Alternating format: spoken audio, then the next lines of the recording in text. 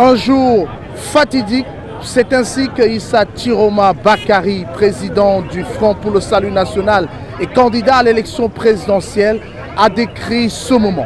Lui qui est arrivé ici à l'école maternelle de Foulbéré à 12 h très précisément pour venir accomplir son devoir de citoyen, à savoir voter. Issa Tiroma Bakari était accompagné de son épouse que l'on a aperçue à ses côtés durant toute cette campagne. Une foultitude de militants et sympathisants de son parti, le FSNC, était là pour l'accueillir. En plus des journalistes, Issa Tiroma, après avoir voté, s'est confié à la presse. Un entretien avec les médias dans lequel justement il a confié son sentiment. Sentiment d'un homme qui avait rendez-vous avec son destin. Issa Tiroma est également revenu sur ce qu'il a qualifié de menace d'intimidation, notamment lorsqu'il a été menacé, dit-il, par les agents de la DGRE ou encore à la suite des propos du ministre de l'administration territoriale.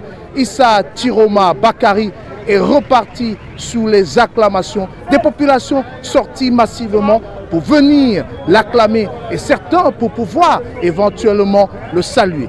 Mesdames, Mesdemoiselles et Messieurs, chers téléspectateurs, nous vous proposons de suivre en exclusivité les propos de Issa Tiroma après sa sortie du bureau de vote. Ce jour est un jour fatidique pour moi, dès lors qu'il consacre ma volonté à dédier toute mon existence pour la protection et la promotion de notre nation en général et de son peuple en particulier. S'agissant du peuple camerounais, je m'engage également à réveiller en chaque Camerounais la valeur de l'honneur, de dignité, de service.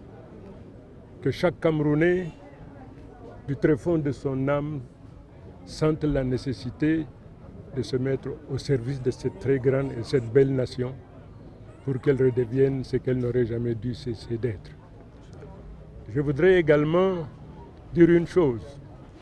Le Cameroun est un usufruit, c'est-à-dire quelque chose qui appartient à tout le monde, mais n'appartient à personne, ni à quelqu'un, ni à un groupe de gens. Que nous sommes tous des actions égales, c'est-à-dire dans le Cameroun, quel que soit votre être, vous avez le même droit que n'importe qui, compris le président de la République, parce que c'est un usufruit. Je viens d'accomplir mon devoir, celui de pouvoir choisir en toute quiétude, en toute liberté, celui qui aura la lourde responsabilité de présider aux destinées de notre nation. Je viens de l'accomplir avec beaucoup de plaisir, mais beaucoup de gravité et de responsabilité. Cette élection se déroule au moment où toute la nation aspire au changement. Je dis bien, toute la nation aspire au changement. Je voudrais rappeler aux Camerounais que le changement est une construction. Est une construction. Le peuple donc qui veut ce changement doit s'impliquer dans la construction de cette dernière. Alors, un homme politique de renom a dit que dans le cadre d'une élection, quelle que soit sa nature, mais l'élection présidentielle en particulier, ce qui compte le plus, ce n'est pas les gens qui votent, mais les gens qui ont la responsabilité de compter les votes.